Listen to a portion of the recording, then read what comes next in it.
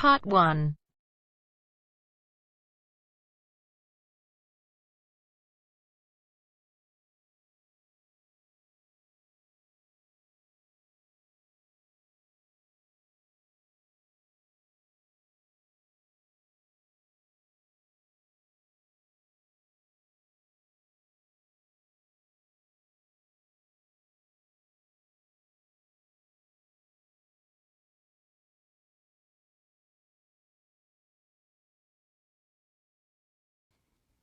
You will hear a number of different recordings, and you will have to answer questions on what you hear. There will be time for you to read the instructions and questions, and you will have a chance to check your work. All the recordings will be played once only. You will hear a man telephoning to ask about a job in a hotel. First, you have some time to look at questions 1 to 4.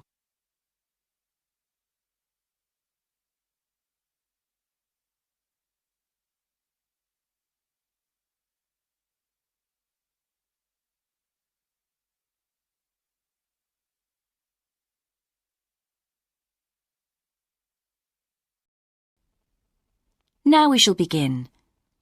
You should answer the questions as you listen, because you will not hear the recording a second time. Listen carefully and answer questions 1 to 4. Hello, West Bay Hotel. Can I help you? Oh, good morning. I'm ringing about your advertisement in the Evening Gazette. Is that the one for temporary staff? That's right. Yes, I'm afraid the person who's dealing with that isn't in today, but I can give you the main details if you like. Yes, please. Could you tell me what kind of staff you're looking for? We're looking for waiters at the moment. There was one post for a cook, but that's already been taken. Oh, right. What are the hours of work? There are 2 different shifts. There's a day shift from 7 to 2 and a late shift from 4 till 11. And can people choose which one they want to do?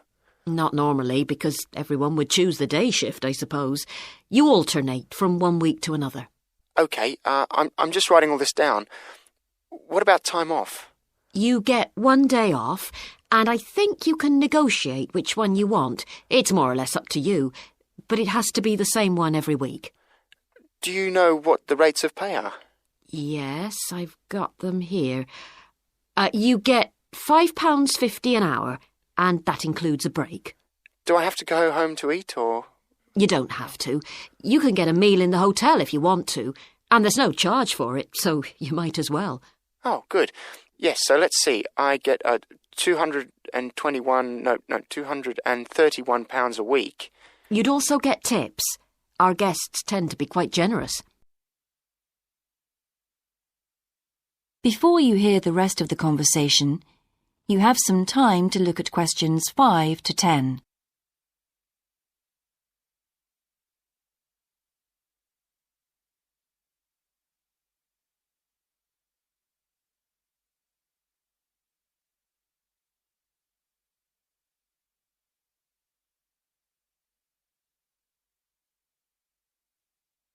Now listen and answer questions 5 to 10.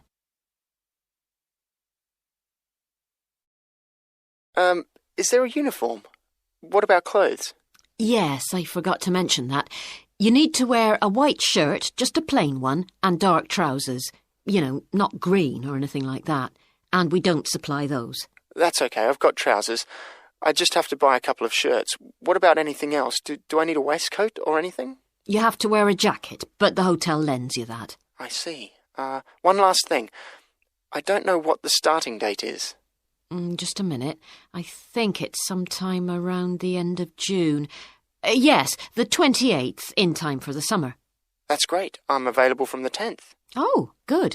Well, if you can call again, you need to speak to the service manager. Her name's Jane Irwin. That's Urwin. And she'll probably arrange to meet you. OK. And when's the best time to ring? Could you call tomorrow?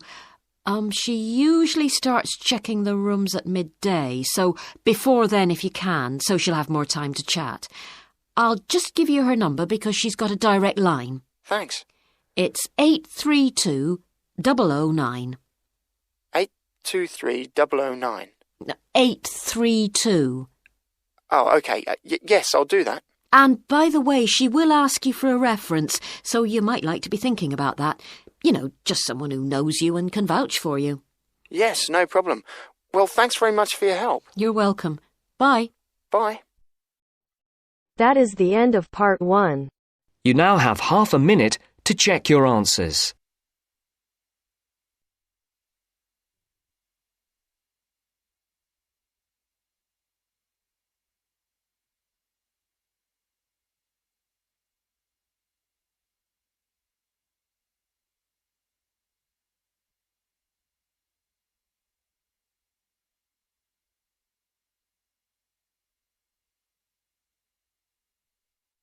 Now turns to part 2. Part 2. You will hear a man being interviewed on local radio about a plan to improve a suburb called Red Hill. First, you have some time to look at questions 11 to 13.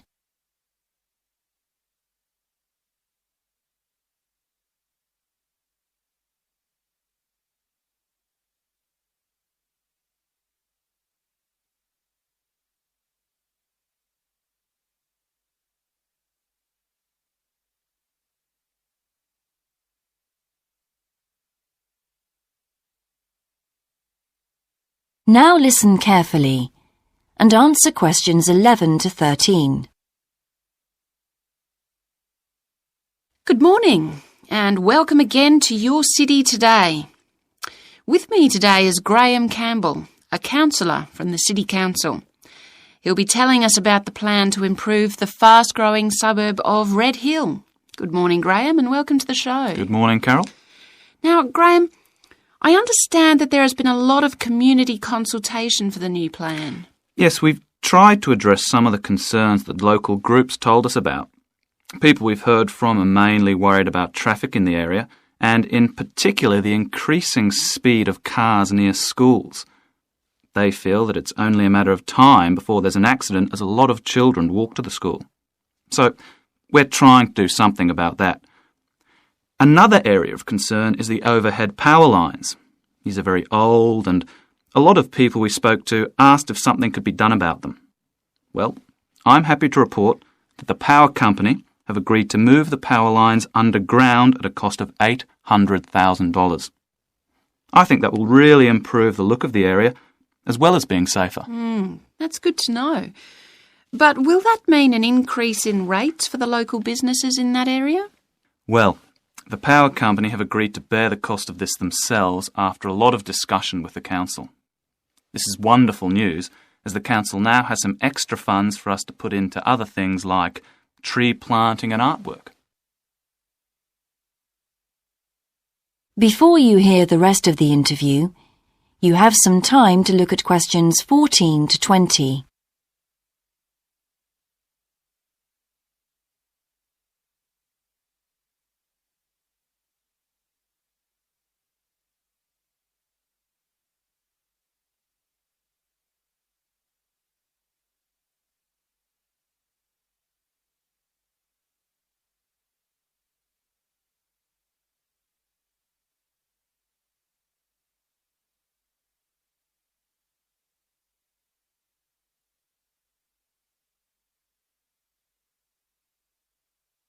Now listen and answer questions 14 to 20. Now, we've also put together a map which we've sent out to all the residents in the area. And on the map we've marked the proposed changes. Firstly, we'll plant mature pine trees to provide shelter and shade just to the right of the supermarket in Days Road. In order to address the traffic problems, the pavements on the corner of Carberry and Thomas Street will be widened. This will help to reduce the speed of vehicles entering Thomas Street. We think it's very important to separate the local residential streets from the main road, so the roadway at the entrance to Thomas Street from Days Road will be painted red. This should mark it more clearly and act as a signal for traffic to slow down. One way of making sure that the pedestrians are safe is to increase signage at the intersections. A Keep Clear sign will be erected at the junction of Evelyn Street and Hill Street to enable traffic to exit at all times. Something we're planning to do to help control the flow of traffic in the area is to install traffic lights halfway down Hill Street where it crosses Days Road. Now, we haven't only thought about the cars and traffic, of course. There's also something for the children. We're going to get school children in the area to research a local story, the life of a local sports hero, perhaps. And an artist will incorporate that story into paintings on the wall of a building on the other side of Hill Street from the supermarket. And finally, we've agreed to build a new children's playground, which will be at the other end of Hill Street, close to the intersection with Carberry Street. Wonderful. Now, what's the next stage? Well, the final plan will... That is the end of part 2. You now have half a minute to check your answers.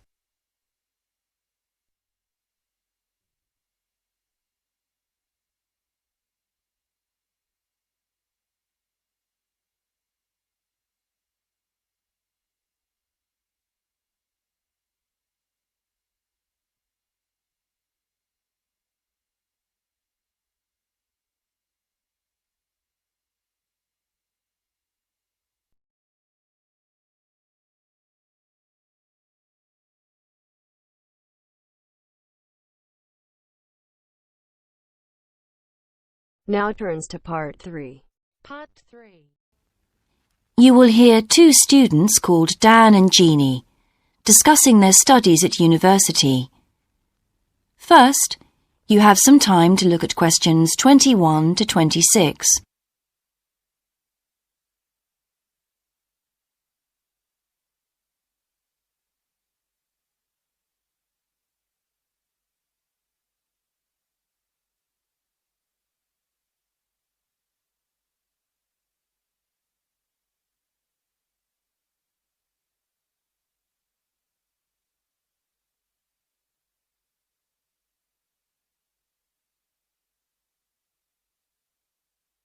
Now listen carefully and answer questions 21 to 26.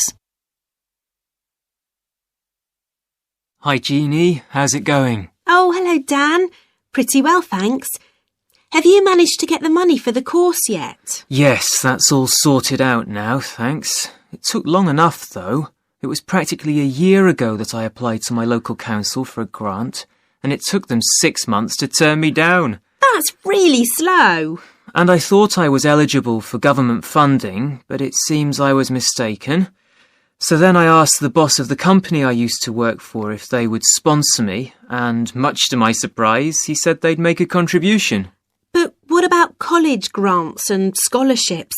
There must be some you could apply for. Yes, there are, but they're all so small that I decided to leave them until I was desperate. And in fact, I didn't need to apply. My parents had been saying that as I already had a job, I ought to support myself through college. But in the end, they took pity on me, so now I've just about got enough. That's good. So now I can put a bit of effort into meeting people. Haven't had time so far. Any suggestions? What about joining some college clubs?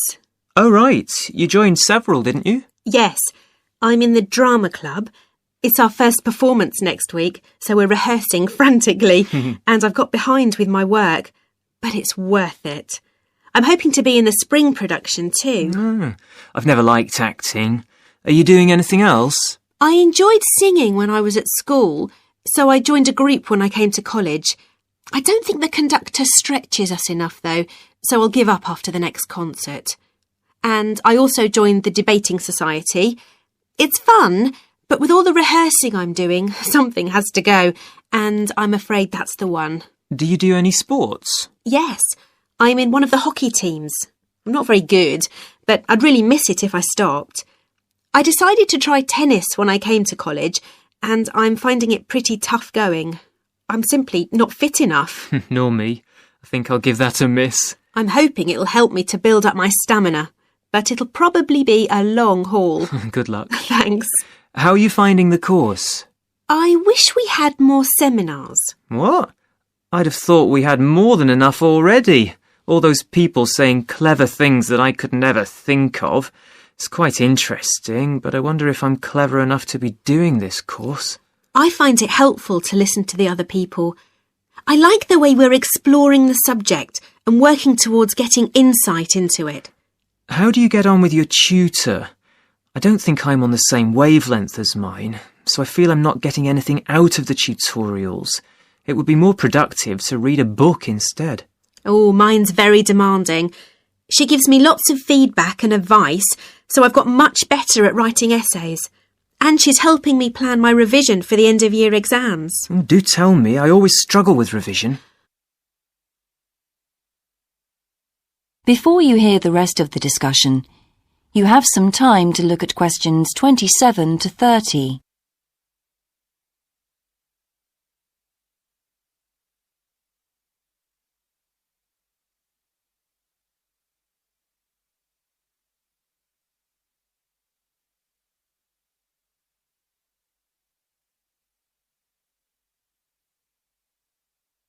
Now listen and answer questions 27 to 30. Well, the first thing is to find out exactly what's required in the exams. Would it help to get hold of some past papers? Yes, they'll help to make it clear. Right, I'll do that. Then what? Then you can sort out your revision priorities based on what's most likely to come up. I put these on a card and read them through regularly. But that isn't enough in itself. You also need a timetable to see how you can fit everything in the time available. Then keep it in front of you while you're studying. I've done that before, but it hasn't helped me. Maybe you need to do something different every day. So if you break down your revision into small tasks and allocate them to specific days, there's more incentive to tackle them. With big topics, you're more likely to put off starting. Good idea. And as I revise each topic, I write a single paragraph about it. Then later I can read it through quickly, and it helps fix things in my mind. Oh, that's brilliant. I also write answers to questions for the exam practice. It's hard to make myself do it, though. Well, I'll try. Thanks a lot, Jeannie. That's a great help. No problem. See you around. Bye.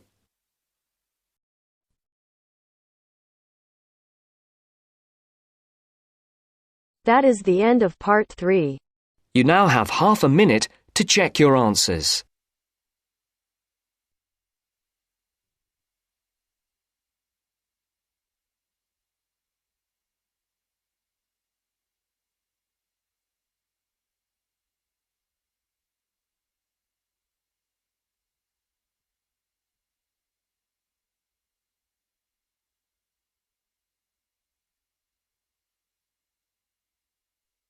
Now turns to part 4. Part 4.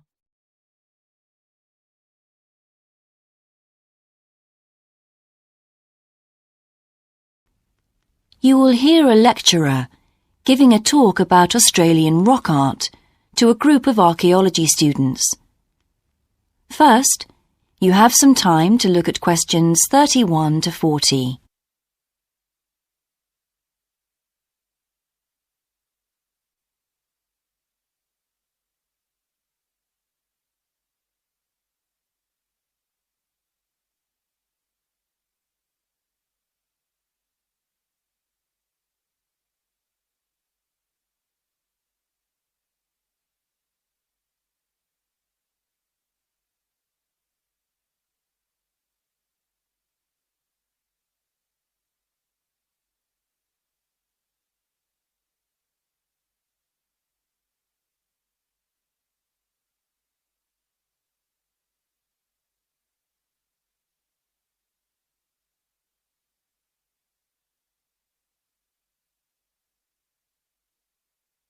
Now listen carefully and answer questions 31 to 40.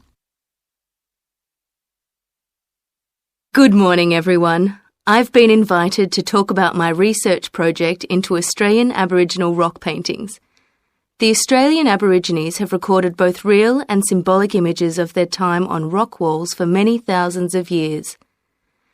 Throughout the long history of this tradition, new images have appeared and new painting styles have developed. and these characteristics can be used to categorise the different artistic styles. Among these are what we call the dynamic, yam, and modern styles of painting. One of the most significant characteristics of the different styles is the way that humans are depicted in the paintings. The more recent paintings show people in static poses, but the first human images to dominate rock art paintings over 8,000 years ago were full of movement. These paintings showed people hunting and cooking food, and so they were given the name dynamic to reflect this energy. It's quite amazing considering they were painted in such a simple stick-like form. In the yam period, there was a movement away from stick figures to a more naturalistic shape. However, they didn't go as far as the modern style, which is known as X-ray because it actually makes a feature of the internal skeleton as well as the organs of animals and humans. The yam style of painting got its name from the fact that it featured much curvier figures that actually resemble the vegetable called a yam, which is similar to a sweet potato. The modern paintings are interesting because they include paintings at the time of the first contact with European settlers. Aborigines managed to convey the idea of the settlers' clothing by simply painting the Europeans without any hands, indicating the habit of standing with their hands in their pockets. Size is another characteristic. The more recent images tend to be life-size or even larger, but the dynamic figures are painted in miniature. Aboriginal rock art also records the environmental changes that occurred over thousands of years. For example, we know from the dynamic paintings that over 8,000 years ago, Aborigines would have rarely eaten fish and sea levels were much lower at this time. In fact, fish didn't start to appear in paintings until the Yam period, along with shells and other marine images. The paintings of the Yam tradition also suggest that during this time, the Aborigines moved away from animals as their main food source and began including vegetables in their diet, as these feature prominently. Freshwater creatures didn't appear in the paintings until the modern period from 4,000 years ago.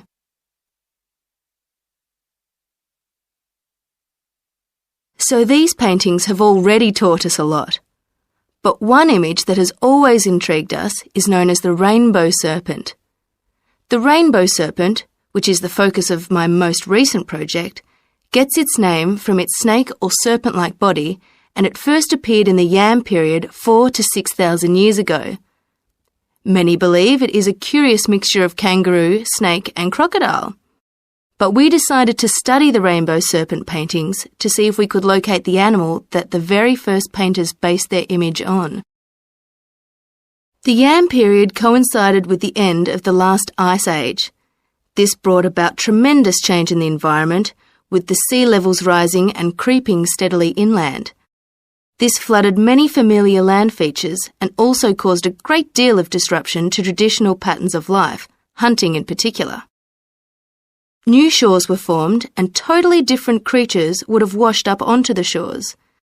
We studied 107 paintings of the rainbow serpent and found that the one creature that matches it most closely was the ribboned pipefish, which is a type of seahorse. This sea creature would have been a totally unfamiliar sight in the inland regions where the image is found, and it may have been the inspiration behind the early paintings. So, at the end of the Ice Age, there would have been enormous changes in animal and plant life. It's not surprising, then, that the Aborigines linked this abundance to the new creatures they witnessed. Even today, Aborigines see the rainbow serpent as a symbol of creation, which is understandable given the increase in vegetation and the new life forms that featured when the image first appeared. That is the end of part 4. You now have half a minute to check your answers.